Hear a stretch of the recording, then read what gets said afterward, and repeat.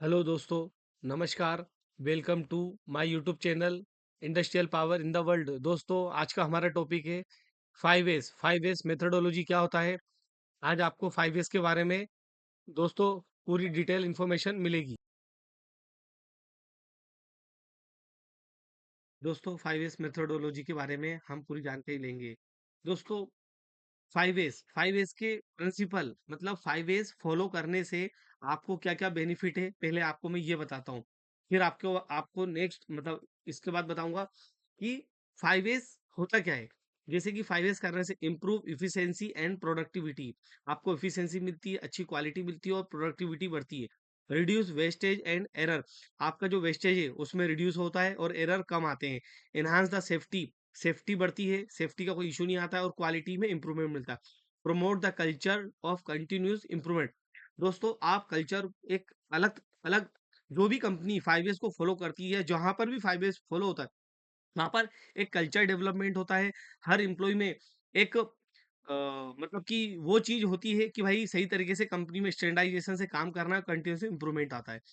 दोस्तों, ये 5 एस के प्रिंसिपल हो गए। अब 5 एस, दोस्तों 5 एस ये एक जापानीज वर्ड है जो कि 5 एस 5 एस जो 5 तरीके के एस से मिलके बना है। वो कौन कौन से होते हैं? Sort, set in order, shine, standardization, sustain. अभी हम देखते हैं 5 एस। 1 एस को बोलते हैं शॉर्ट, सेकेंड एस को बोलते हैं सेट, S3 को बोलते हैं शाइन, S4 को बोलते हैं स्टैंडर्डाइज और S5 को बोलते हैं सस्टेन। दोस्तों, 5 एस 5 एस एक जापानीज वर्ड है। इसका इनोवेशन जापान में हुआ है और ये 5 शब्दों से मिलकर बना है जो कि 5 एस होता है, इसलिए उसको 5 एस बोलते हैं। अब हम देखेंगे जापानी शब्द में क्या बोलते हैं, अंग्रेजी में, हिंदी में, और किस तरीके से ये इसका यूज किया जाता है, काम किया जाता है। दोस्तों, यदि आप इंटरव्यू दे रहे हैं या आप कंपनी में काम करते हो और यदि आपको 5 एस के बारे में पूरा सिस्टम मालूम है, किस तरीके से 5 एस को यूज किया जाता है अपने कार्य प्रणाली में, तो दोस्तों आपका कंपनी में एक अलग तरीके से आपका आपको देखा जाएगा कि आपको पूरा सिस्टम मालूम है। और अगर यदि आपने इंटरव्यू में बताया कि मेरे को 5 एस मालूम है, तो इंटरव्यू जो ले रहा है उसको मालूम पड़ेगा कि ये बंदे को, इस बंदे को कंपनी के स्टैंडर्ड के बारे में मालूम है और पूरे ऑर्गेनाइजेशन के बारे में इस स्टैंडर्ड को जानता है। दोस्तों, 1 एस को बोलते हैं सीरी, जापानीज में, अंग्रेजी में शॉर्ट बोलते हैं, हिंदी में छटाई करना बोलते हैं।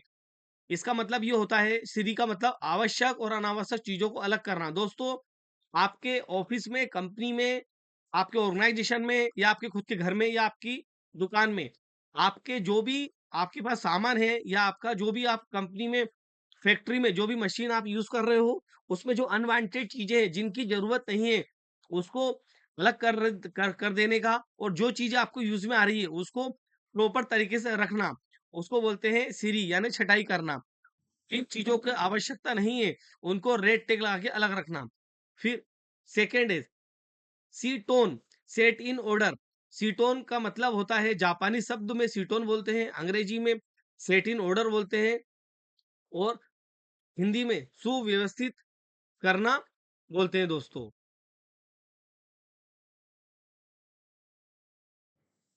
दोस्तों सेकेंड इसको बोलते हैं सीटोन, सेट इन ऑर्डर, सुव्यवस्थित करना, मतलब कि जो आपने मशीनों की या जो भी आपके इंस्ट्रूमेंट है आपके दुकान में या आपके ऑफिस में या आपके ऑफिस में जो आपका सॉफ्ट वर्क है, आपकी फाइलें हैं कंप्यूटर में रखी हुई, तो उन सबको सुव्यवस्थित करना। जैसे कि यहाँ कार्य प्रणाली लिखी है, आवश्यक चीजों को व्यवस्थित रूप से रखना, जो आपकी चीजें जरूरत की है उनको प्रॉपर तरीके से रखना ताकि उन्हें आसानी से ढूंढा और इस्तेमाल किया जा सके। इसके बाद एक स्लोगन है, हर चीज के लिए एक जगह और हर चीज अपनी जगह पर होनी चाहिए। दोस्तों, यदि आप कंपनी में काम करते हो या आपके खुद के शॉप है, तो आप देखते हो किसी चीज की जरूरत है तो वो चीज टाइम पर नहीं मिल पाती है, उसका उसके लिए आपको बहुत टाइम लगता है और आपका टाइम खराब हो जाता है। यदि आपने चीजों को व्यवस्थित तरीके से नहीं रखा है तो आपकी जो जगह है वो भी पूरी भर जाती है और जगह का यूटिलाइजेशन नहीं हो पाता है। 3 एस, सीसो, सीसो का इंग्लिश में जापानीज में सीसो बोलते हैं, अंग्रेजी में साइन बोलते हैं और हिंदी में सफाई बोलते हैं। दोस्तों, कार्य क्षेत्र, उपकरण और मशीनों के को नियंत्रित रूप से साफ करना, निरीक्षण करना ताकि किसी समस्या का पता चल सके। दोस्तों, यदि आपके ऑफ़िस में या आपकी कंपनी में कोई भी मशीन है, उसको सही तरीके से आप साफ-सफाई कर रहे हो, उसकी साफ-सफाई चारों तरफ से होना चाहिए, लेफ्ट में, राइट में, आगे पीछे और ऊपर नीचे, जिससे कि मालूम पड़ेगा कि उसमें सही तरीके से ऑयलिंग हो रही है, सही तरीके से मशीन वर्किंग कर रही है। और यदि कोई मशीन में कुछ खराबी आने वाली है, आपको कोई ग्रीसिंग ऑयलिंग में दिक्कत आ रही है, तो आप उस समस्या का पता लगा सकते हो पहले से। और अगर आपने पता लगा लिया कि कोई मशीन की प्रॉब्लम हो सकती है, तो आप मेंटेनेंस को बता सकते हो या खुद भी उसको मशीन को रिपेयरिंग के लिए बता सकते हो और सुधार सकते हो, जिससे कि आपका प्रोडक्ट में प्रॉब्लम नहीं आएगी, सही तरीके से मशीन को आप यूज़ कर पाओगे और उसका साफ-सफाई समय से हो पाएगी, जिससे कि मेंटेनेंस सही तरीके से डिसीज़न लेगी और आपका टाइम बच जाएगा। इसके बाद ये साफ-सफाई किस तरीके से होती है, ये आपको मैंने बताया। 4S इसको बोलते हैं शिकेत्सु यानी स्टैंडर्डाइज़ मानकीकरण हिंदी में बोलते हैं। पहले 3 है जैसे short, set in order, shine को बनाए रखने के लिए एक नियम है, नियम को विजुअलाइज़ेशन मतलब नियम कैसे जैसे कि आपने कोई भी चीज़ को व्यवस्थित किया, छँटाई करी, सुव्यवस्थित रखा, उसको साफ-सफाई करी, लेकिन उसको स्टैंडर्ड रूप से बनाए रखना है, कि किस तरीके से उसको रखना है, मतलब कि उसका उसका सही तरीके से मानकीकरण मतलब उसको नाम देने का। जैसे कि ए, बी, सी, डी नाम दे सकते हैं, फ़ाइल को नाम दे सकते हैं हम, कलर कोडिंग कर सकते हैं, अलग-अलग बॉक्स को कलर कोडिंग कर सकते हैं, अलग-अलग बॉक्स का डिज़ाइन के हिसाब से कर सकते हैं कि आपको किस स्टैंडर्ड से रखना है। ये चीज़ें रखने से क्या होगा कि जब भी आपको कोई चीज़ की ज़रूरत पड़ेगी या आपके एम्प्लॉयी को या कोई भी चीज़ की, तो अगर कस्टमर को कोई फ़ाइल की ज़रूरत पड़ी और आपने पूरा स्टैंडर्ड से बनाया है, तो आप ब बता सकते हो इस फ़ोल्डर में ये वाली फ़ाइल इस नाम से रखी है या इसका ये कलर कोडिंग हुआ है या कोई भी टूल है, आप उसके बारे में बता सकते हो। 5S 5S को शित्सुके यानी कि सस्टेन अनुशासन। दोस्तों, कार्यप्रणाली को एक आदत और जीवन शैली बनाए रखने के लिए आपको नियंत्रण इसका हफ्ते में, महीने में या 2 महीने में हर बार एक ऑडिट लेना पड़ेगा। वो ऑडिट आप खुद भी ले सकते हो, 5S ऑडिट बोला जाता है उसको। उसकी एक चेकशीट रहती है, आपके डिपार्टमेंट भी ले सकता है, अदर डिपार्टमेंट भी और आपका ऊपर मैनेजर भी, सुपरवाइज़र भी या आपका टॉप मैनेजमेंट भी दोस्तों। मैं आशा करता हूँ आपको वीडियो समझ में आ रहा होगा। दोस्तों 5S का एग्ज़ाम्पल जैसे 5S can be applied to any workplace such as a factory, office, hospital, event, a home मतलब कि आप घर में, फैक्ट्री में, ऑफिस में, हॉस्पिटल में कहीं पर भी 5S कर सकते हो। दोस्तों 1S को बोलते हैं छँटाई करना, जैसे कि जो भी आपके सामान है मतलब कि आपका बहुत सारा सामान रखा है आपकी कंपनी में या आपके वर्क प्लेस पे, तो नॉट नीडेड अगर आपकी ज़रूरत नहीं है तो उसको हटा दीजिए। मे नॉट नीडेड मतलब अभी उसकी ज़रूरत तो है लेकिन अभी नहीं है, तो भी उसको अलग रखिए। नीडेड और अभी ज़रूरत है, तो उसको प्रॉपर तरीके से रखिए या अलग तरीके से उसका कोई इंस्ट्रूमेंट है या कोई मशीन के इक्विपमेंट है या मशीन के पुर्जे हैं, उनको प्रॉपर तरीके से आप टैग लगा के और बॉक्स में रख सकते हो। उसको 1S बोलते हैं दोस्तों। इसके बाद सुव्यवस्थित करना, यानी set in order her instrument को या फाइल को प्रॉपर तरीके से जमाओ। जैसे कि create specific shadow board for the each tool in the tool box ensure each tool has a specific place. हर एक टूल का एक स्पेसिफिक प्लेस होना चाहिए। यदि मान लो ये टूल कोई लेके गया, तो उसका एक कोडिंग होना चाहिए कि भैया ये आदमी ये टूल लेके गया है या ये फाइल लेके गया है। तो कोई भी आएगा तो मालूम पड़ेगा कि ये नंबर का आदमी इस फाइल को लेके गया है।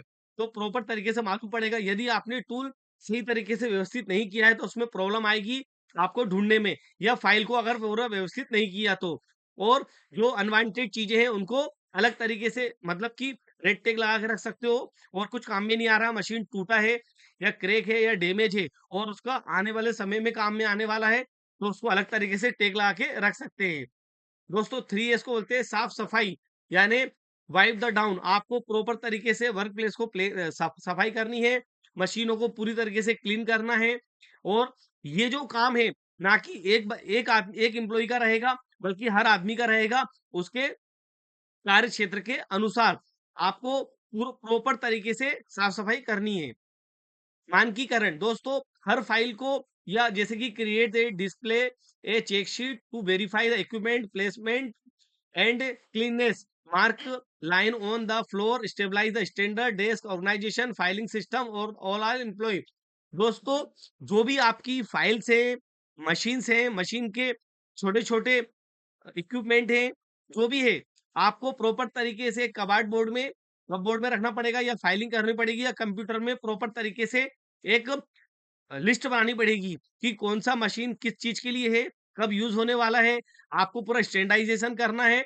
आपको अगर कलर कोडिंग दी है, या लोग इसमें रखा है, आपने जैसे कि ये रखा है, तो कौन कौन सा इंस्ट्रूमेंट रखा है, इंस्ट्रूमेंट की लिस्ट होना चाहिए। कोई भी आदमी, अगर कोई एम्प्लॉय छुट्टी पे गया है, तो दूसरे आदमी को, एम्प्लॉय को प्रॉब्लम नहीं आना चाहिए। इस तरीके से फाइल का अरेंजमेंट, या कोई भी इंस्ट्रूमेंट का अरेंजमेंट है, या आपकी टूल बॉक्स का अरेंजमेंट है, प्रॉपर तरीके से होना चाहिए। नेक्स्ट, 5S आदत, मतलब कि सस्टेन। दोस्तों, conduct the 5S audit, reward the employ for the best practice and the make 5S part of the daily routine. ये आपको पर डे करना है, डेली करना है। जब आपकी शिफ्ट स्टार्ट होती है, तभी आपको करना है। इससे मालूम पड़ेगा कि कौन से सिस्टम काम कर रहे हैं, कौन सी मशीन का पोका योका काम नहीं कर रहा है, पूरा स्टैंडर्ड आपको मालूम पड़ेगा। इसकी एक ऑडिट चेकशीट होती है, वो डिपार्टमेंट वाइज भी होती है, और जो ऑडिट लिया जाता है, आप खुद ले सकते हो कि आपने किस तरीके से 5S किया है। और इसका एक बेंचमार्क स्टेशन भी आप बना सकते हो, उसको देख के बाकी एम्प्लॉय भी उस तरीके से 5S कर सकते हैं। इसके बाद इसका अदर डिपार्टमेंट भी ऑडिट ले सकता है चेक शीट के अनुसार, और टॉप मैनेजमेंट भी इसका अलग से ऑडिट किया जाता है।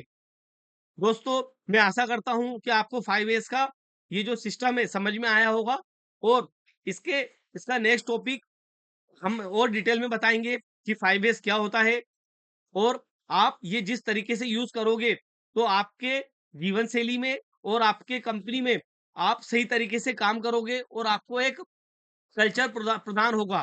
तो दोस्तों, नेक्स्ट टॉपिक मेरा रहेगा काइजन। काइजन क्या होता है?